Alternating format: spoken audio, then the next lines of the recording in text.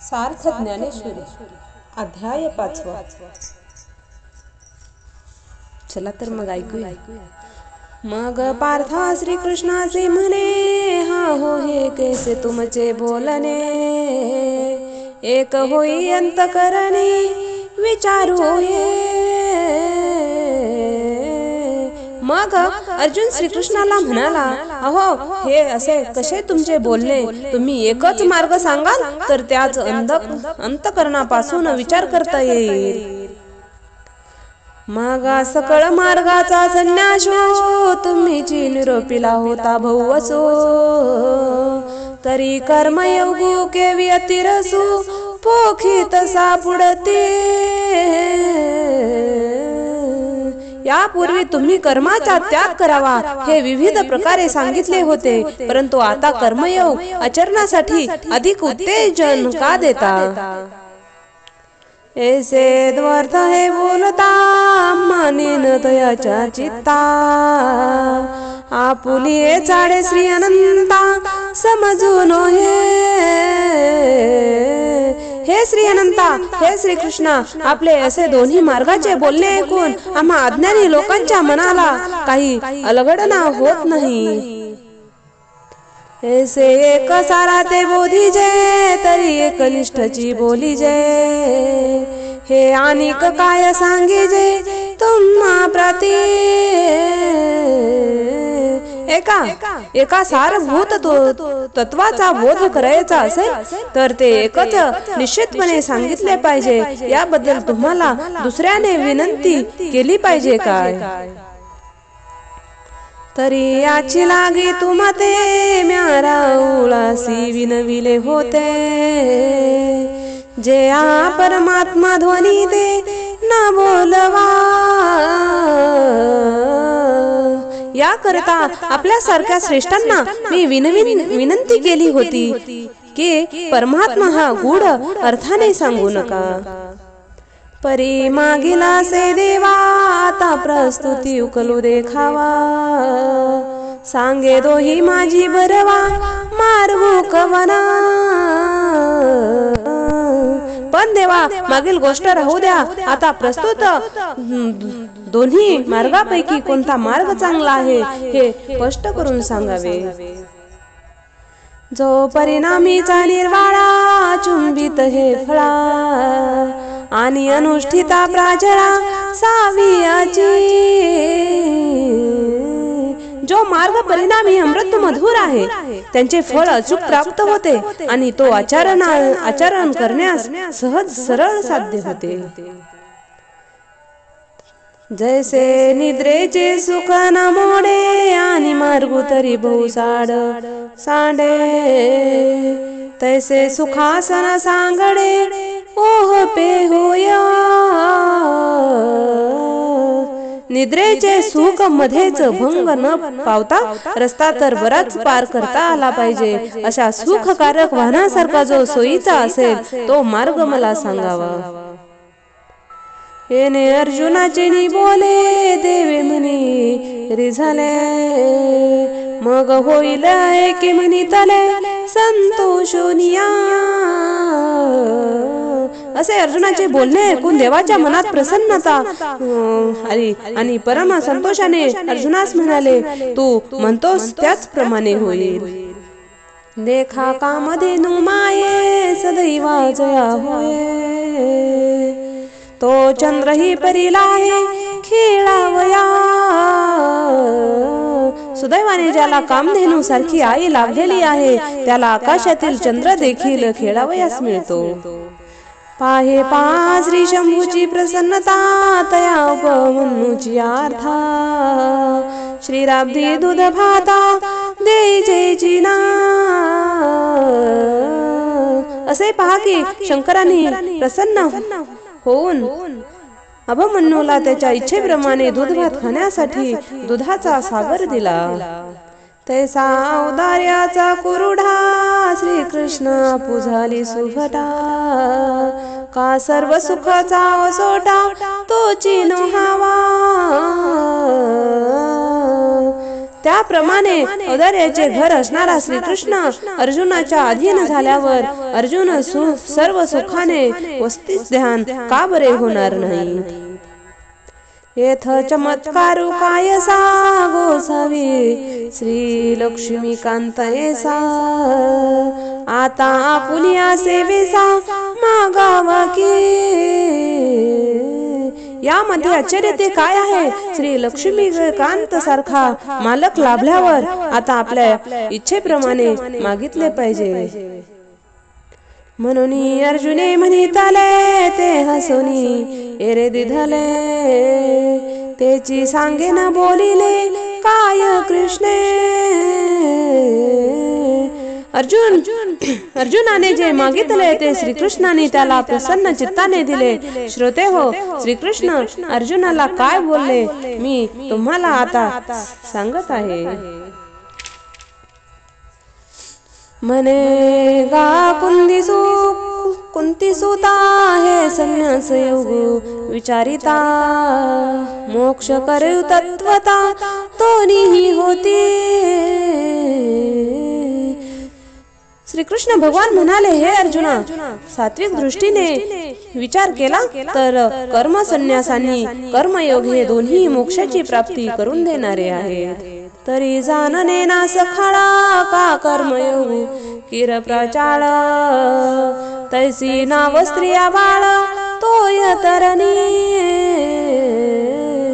ज्याप्रमाणे नाव पुरुषाप्रमाणे जशी स्त्रियांना आणि बालकांनाही पाण्यातून तरुण जाण्यास सोपे साधन आहे, त्याचप्रमाणे जाणत्याच्या नेणत्यांचा भवसागर तरुण जाण्यासाठी हा निष्काम कर्मयोग सुलभ आहे. तैसे सार सार पाहिजे तरी सोह पाहाची रेखीजे येणे संन्यास फल लाहिजे अनायासे. सारासार विचार करून पाहिले असता निष्काम कर्मयोग फार सोपा आहे. त्यांच्या आचरणाने कर्म संन्यासांचे फळ अनायासे प्राप्त होते. आता याची लागे सांगे ना तुझं संन्यासाचे चिन्ह मग सहज हे अभिन्न जानसी तू. याकरिता तुला कर्म संन्यासाचे लक्षण सांगतो. मग ते दोन्ही मार्ग एकच आहे असे तू जाणशील. तरी गेली याची सेन करी न पवता चाडन धरी जो सुनिक्षळू अंतरी मेरू जैसा. जो होऊन गेलेल्या गोष्टीची आठवण करत नाही, एखादी वस्तू प्राप्त झाली तर त्याचा आनंदही मानत नाही आणि मेरू पर्वताप्रमाणे अंतर्यामी स्थिर असतो. आणि मी माझे आठवणा विसरले जयाचे अंतकरण पार्था तो संन्याशी जाण निरंतरा. आणि हे पार्था, त्यांच्या अंतकरणामध्ये मी माझे याचे स्मरण देखील राहिलेले नसते. तो सदोदी संन्याशी आहे असे जाणावे. जे मने साजहाला संगीतोची सांढिला म्हणून सुख सुख पावला अखंडिता. ज्यांच्या मनाची अशी अवस्था झाली त्याला विषयाची इच्छा सोडून जाते, म्हणून त्याला सहज सुखाने अखंड मोक्ष प्राप्त होतो. आता ग्राधिक अवघे ते काही न लगेत वजावे जे घेते झाले स्वभावे निसंग म्हणून.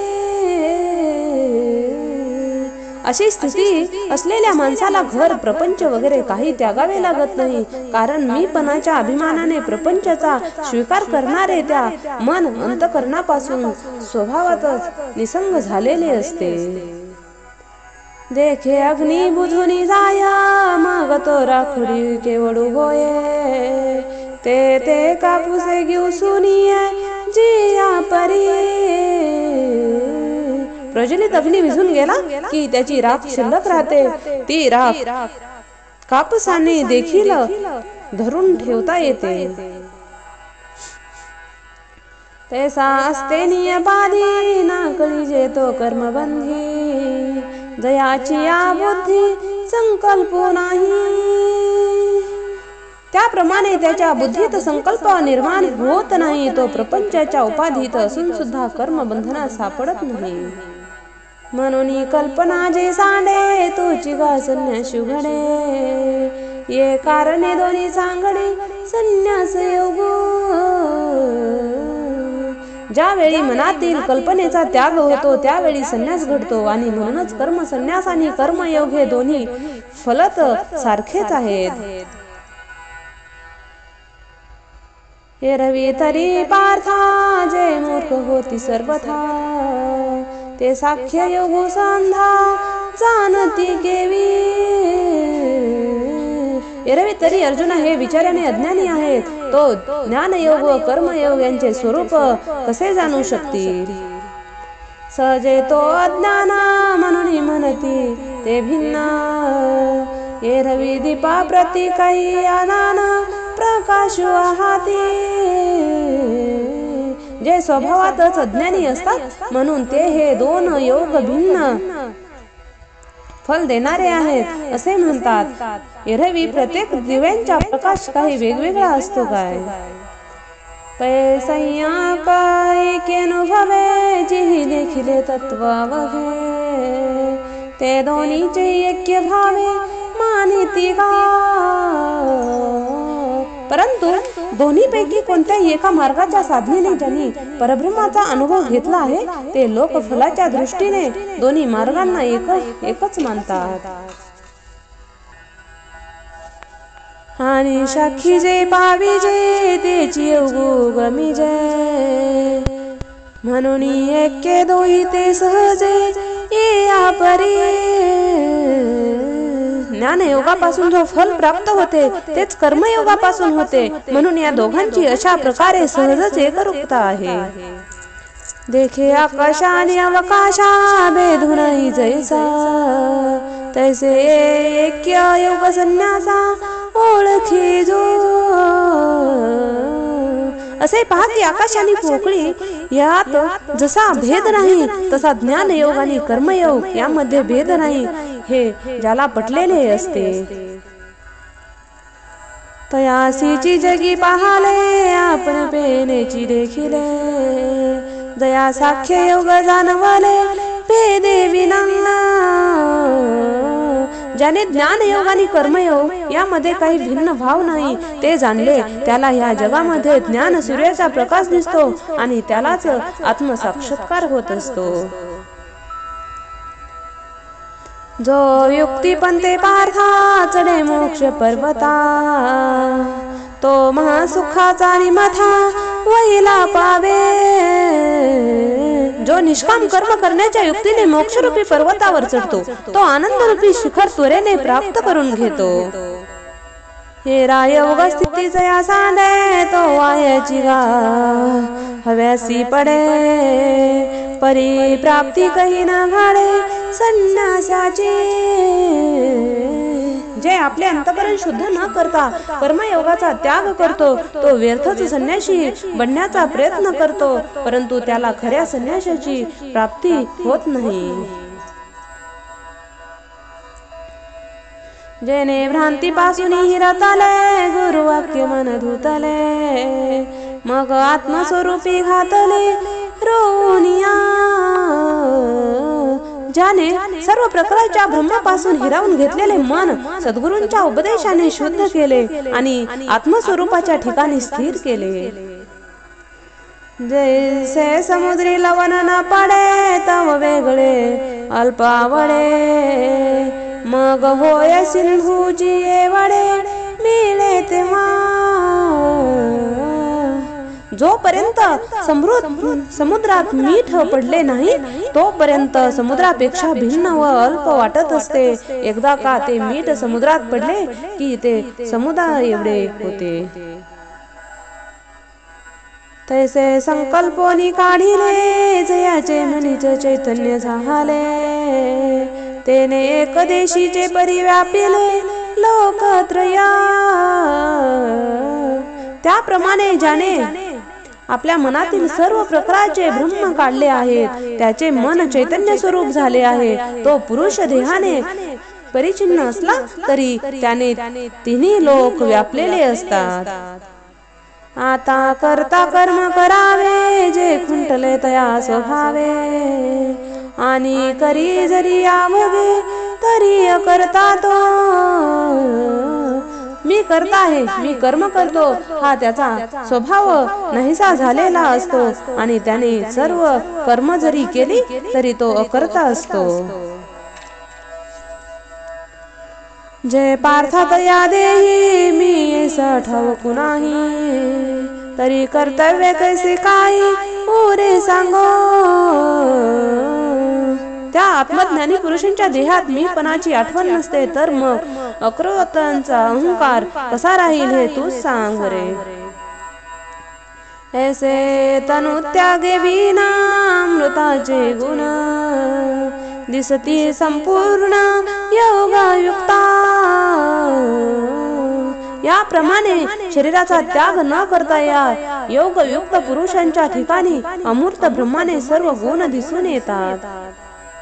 एरवी अनेकाची परी तूही एक शरीरी, अशशाही व्यापारी वर्त तू दिसे.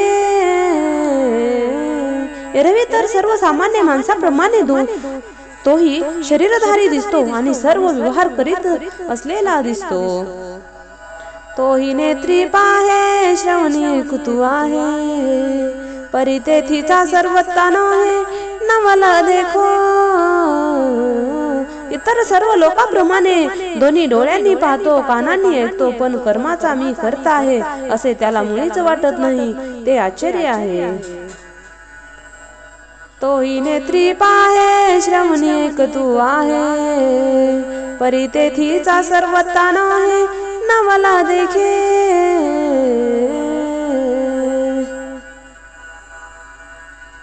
त्याला इतर सर्व लोकांप्रमाणे तोही डोळ्यांनी पाहतो, कानाने ऐकतो, पण कर्माचा मी करत आहे असे त्याला मुळीच वाटत नाही.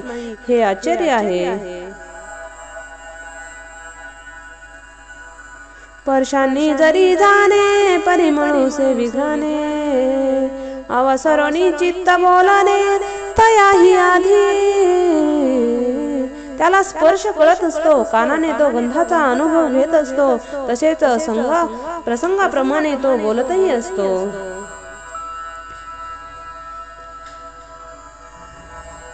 आहाराते स्वीकारी त्वजावे तो परिहरी, निद्रेची आवसारी नीतीची सुखे. जो आहाराने सेवन करत असतो त्या गावाचे आहे ते त्यागतो, झोपेचे वेळी सुखाने शांत झोप घेत असतो. आपुलेनी इच्छा वशे तोही गा चाल तू दिसे, परी सकळ कर्म ऐसे राहते किरा. तो आपल्या इच्छेप्रमाणे चालत असतो, अशा प्रकारे तो सर्व कर्म करत असतो. हे सांगो काय एकेका देखी स्वतविक, आणि निमिषोष्मेक आदी करोनी. आणखी त्याचे एक एक व्यवहार काय सांगावेत. तो श्वास घेतो, सोडतो, डोळ्याची उघडझाप वगैरे सर्व कर्मे करत असतो. पार्थात याच्या ठाई अवघेची आधी पाही, परी तो करता मानवे काही प्रतीती वेळे. हे पार्था, ही सर्व कर्मे तो करत असतो, परंतु आत्मज्ञानामुळे या सर्व कर्माचा करता मात्र तो होत नाही. तो भ्रांतीचे जे सुतला, तो स्वप्न सुख भूतला, मग तो ज्ञानदयीचे इला मानून या. जेव्हा तो ब्रह्माच्या ऐशेवर झोपी गेलेला असतो तेव्हा स्वप्नाच्या सुखाने भुलला होता, परंतु आत्मज्ञानाचा उदय झाल्यामुळे तो आपणास कर्त्याचा कर्माचा करता मानत नाही.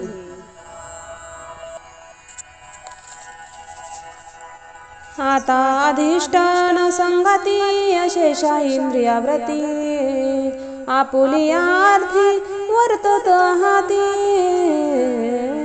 अधिष्ठान म्हणजे देहांच्या संगतीने सर्व इंद्रियाची वृत्ती आपापल्या विषयाकडे धाव घेत असते.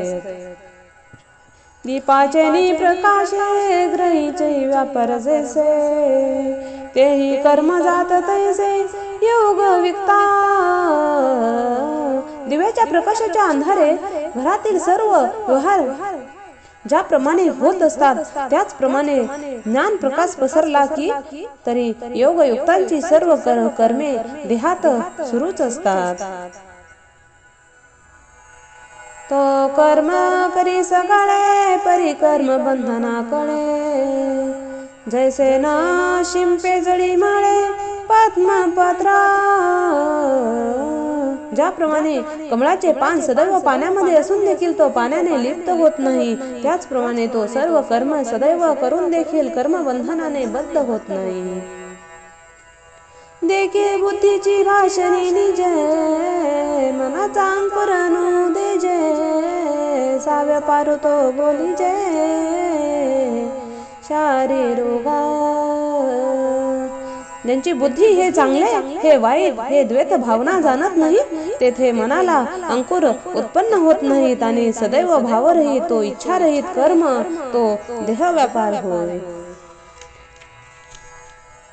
हेच मराठे परीसी, तरी बालकाची चेष्टा जैसी, योगी कर्म करीती तैसी केवळातनु.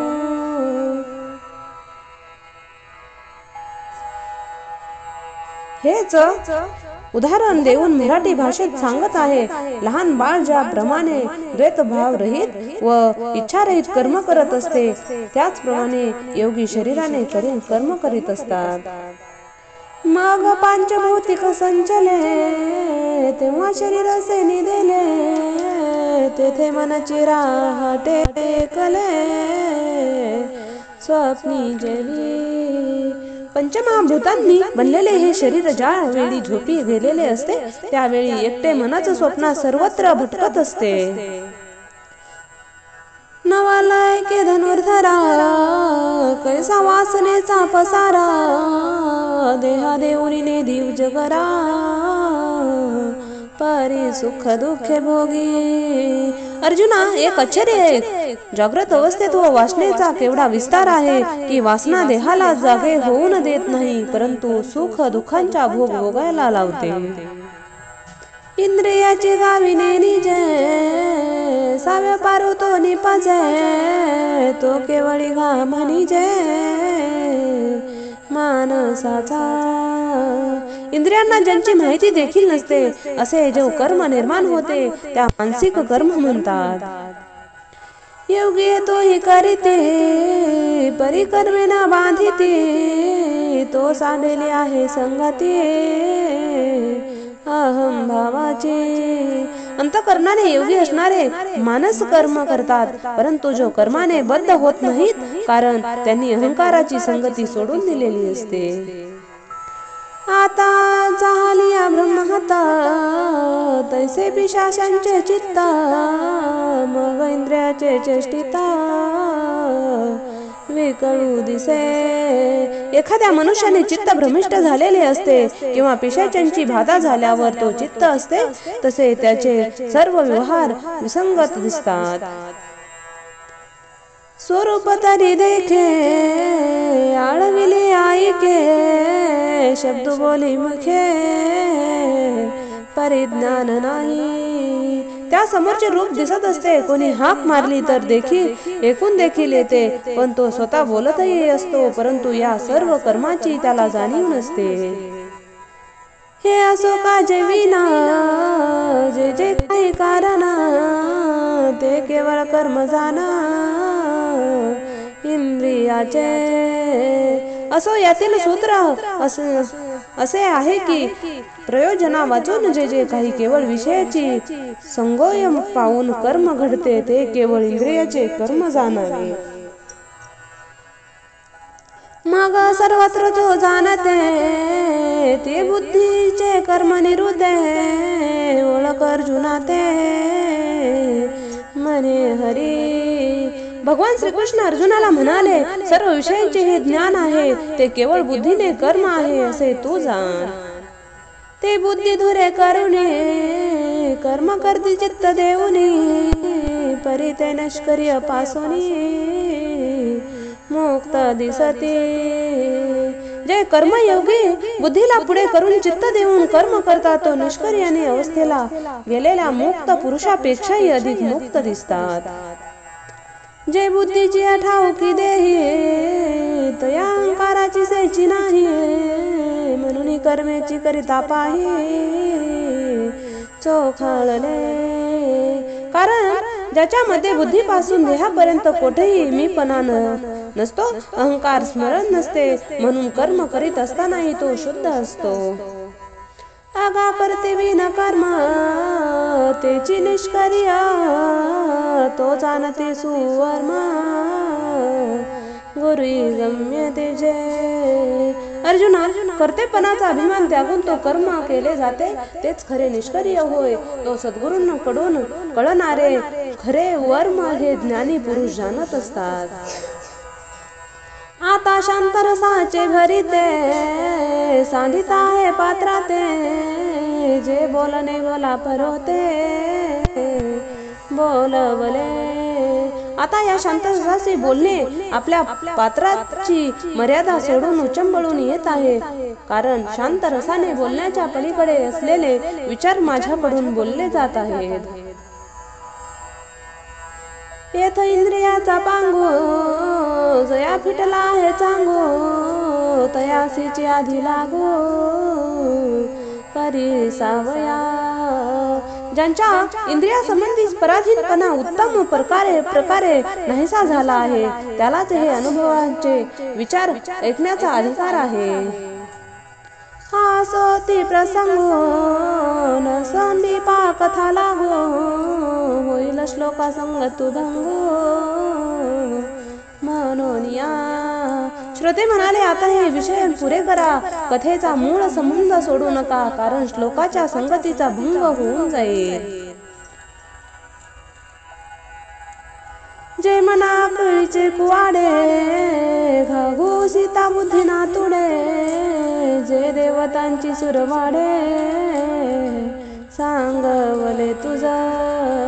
जो मनाला आकलन करण्यास अत्यंत कठीण आहे, बुद्धीने किती विचार केला तरी सापडत नाही, हे तुला भाग्याच्या अनुकूलतेमुळे सांगता आले. जे शब्दादित स्वभावे जे बोलची तरी फावे, तरी आणखी काय करावे सांगे कथा. जे स्वभावातच शब्दांच्या पलीकडे आहे, तो शब्दामध्ये जर सापडले तर इतर आणखीन उपाय काय कशास पाहिजे, याकरिता तुम्ही प्रस्तुत कथा सांगावी. हा अति विशेष श्रुतेयाचा जाणून दास निवृत्तीचा, मने संवादू तया दोघांचा परेसोनी परसा. ही श्रोत्यांची उत्कृष्ट इच्छा जाणून निवृत्तीनाथाने दास श्री ज्ञानेश्वर महाराज म्हणाले, तुम्ही एवढा वेळ श्रीकृष्ण व अर्जुनाचा सुसंवाद ऐकला आहे, पुढे तोच ऐका. मग श्रीकृष्ण म्हणे पार्थाते, आता प्राप्तांचे चिन्ह पुरते, सांगेन तुझा निवृत्ते चित्त देई.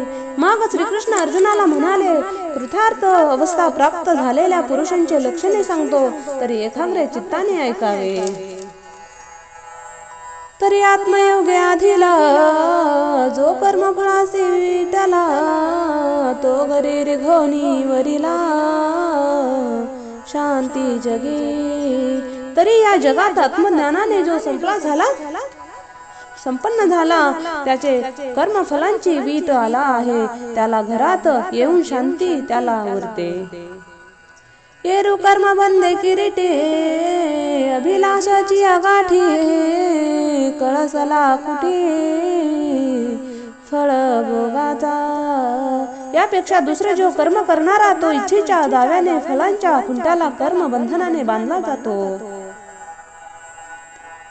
तैसा फळाचे फावे तैसे कर्म कर्यावघे, मग की जिये फावे तुपेक्षी जो. फलाच्या इच्छेप्रमाणे कर्माचे आचरण करण्याप्रमाणे तोही सर्व कर्म करतो, परंतु त्या कर्माचा मी करता नाही असे जाणून त्या कर्माची उपेक्षा करत असतो. जो तयाकडे वासू पाहे तेवती सुखाची सृष्टी होय. तो म्हणे येत सारा आहे महाबोधू. जो त्या मार्गाकडे बघेल तोच सृष्टीतील सत्य शिव सुंदरतेचे त्याला दर्शन होऊन लागते. तो म्हणेल तेथे ब्रह्मज्ञान प्रगट होत असते. नवद्वार देही तो सतीची परू नाही. करी तुची न करी काही फल त्यागी. तो नवद्वाराच्या देहात राहून देखील त्या देहाशी ताटम्य नसतो. तो सर्व कर्मे करतो, परंतु त्याला फलाची इच्छा नसल्यामुळे तो काहीच करत नाही. जैसा का सर्वेश्वरू पाहिजे तव निर्वापारू. परी तो चिरसे विस्तारू त्रिभुवनाचा. सूक्ष्म विचार केला तर सर्वेश्वर वस्तुत काहीच न करणारा आहे, परंतु मायेच्या उपाधींचा आरोप त्यावर केला म्हणजे संपूर्ण त्रिभुवनाचा विस्तार तोच करतो असे दिसून येते. आणि करतायसे म्हणी पे तरी कवने कर्मी न शिंपे. तो हातू पावे न लापे उदास वृत्तीचा. सर्वेश्वराला त्रिलोक्याचा कर्ता म्हणावे तर कोणत्याही कर्माने तो लिप्त होत नाही, कारण तो उदासीन असल्यामुळे त्याच्या हातापाया कशाचाही संसर्ग होत नाही. योग निद्रा तरी न मोडे करतापणा सळून पडे. परी महाभूताचे दळवाडे उभारी भले. त्याची स्वरूप स्थिती कधीच मोडत नाही. त्याला कर्तेपणालाही कधीही विरोध निर्माण होत नाही. तरी पण तो पंचमहाभूतांचे समुदाय उत्तम प्रकारे निर्माण करतो. जगाच्या जीवी आहे तरी कवनाचा काही नोहे. जगची ते होई जाये तो शुद्धीहीन. तो परमात्मा विश्वातील सर्व प्राणी मात्रांना व्यापून असतो, परंतु कधीही कोणाची अशक्ती धरीत नाही. हे विश्व उत्पन्न होते आणि नाहीसेही होते याची त्याला वार्ताही नसते. पाप पुण्य अशेषे पासीची असतू न देखे. आणि साक्षी होऊन ठाके येरी कोठी कायसी. प्राणी मात्राकडून होणारी सर्व पाप पुण्य ही सर्व त्यांच्या जवळ असून देखील तो त्यांना जाणत नाही. एवढेच काय, तो त्यांच्या साक्षी देखील होऊन राहत नाही. मग इतर गोष्टीबद्दल काय सांगावे. पै मूर्तीचे निमेळे तो मूर्तीची होऊन खेळे. परिपूर्ण तपन न मिळे दादोलयाचे. तो परमात्मा देहाच्या संगतीने साकार होतो आणि अनेक प्रकारच्या लीला विलास करतो, परंतु त्या ईश्वरांचा निराकारपण थोडाही मलिन होत नाही. तो सुजी पाळी सहाली सारी ऐसे बोलती तो चराचरी. ते अज्ञान गावधारी पंडू कुमारा. हे अर्जुना, जो परमात्मा जगाला उत्पन्न करतो, जगाचे पालन करतो आणि जगाचा नाश करतो, त्या कर्तृत्वाविषयी जे बोलले जाते ते केवळ अज्ञान होय, ते तू लक्षात ठेव. जे अज्ञान जो समूळ तुटे तो भ्रांतीचे मेसेरे फिटे. मग अकर्तात्व प्रगटे ईश्वराते. जेव्हा ते अज्ञान संपूर्णपणे नाहीसे होते तेव्हा विश्व ब्रह्माची काजळी दूर होते. असे झाले म्हणजे परमेश्वरांचे अकर्तेपण स्पष्टपणे समजू लागते. येथ ईश्वर एक करता असे मानले जरी चित्ता. तरी तोची मी हे स्वभावता आधीची आहे. आता ईश्वर अकर्ता आहे हे जर चित्ताला पटेल तर पूर्वीपासून स्वभावातच हे ईश्वर मीच आहे असा भेदभावाचा अनुभव येतो. ऐसे विवेके उदे चित्ते तयासी भेदू कैसा त्रिजगते. देखे आपुलिया प्रतीती जगची मुक्ता. अशा विवेकांचा उदय त्यांच्या चित्तात होतो. त्याला त्रिलोक्य भेद कसा बरे दिसू शकेल. तो आपल्या अनुभवाने संपूर्ण जगच मुक्त आहे असे पाहतो. तैसी पूर्व दिशेची राऊळी उदया येताची सूर्य दिवाळी. किरी ही दिशा ती काळी काळी मानाही.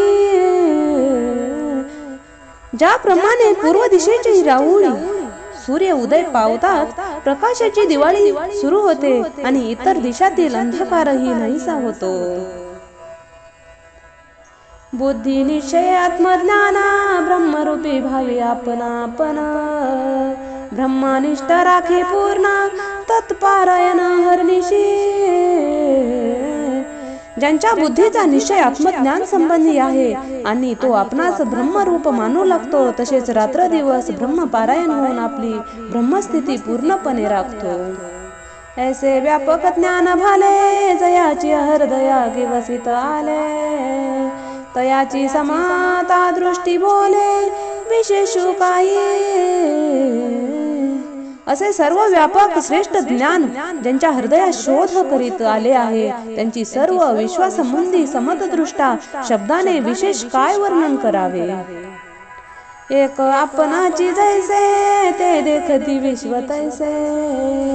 हे बोलणे काय असे नवलू येथा. ते असे आपण ब्रह्मरूप मानतात त्याचप्रमाणे विश्व देखील ब्रह्मस्वरूप आहे असे जाणतात. हे येथे सांगण्यात मोठे नवल आहे. नवल ते काय. हरी देव जैसे कवती के कहीची दैन्य न देखे. काव्य कुहान ओळखे भ्रांती ते जेवी.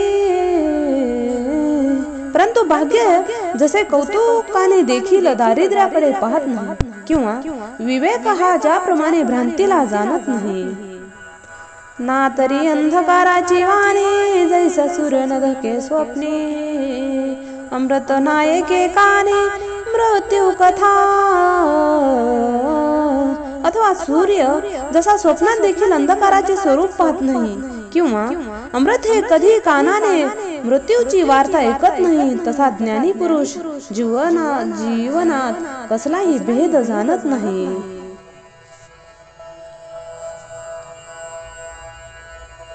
रामकृष्ण.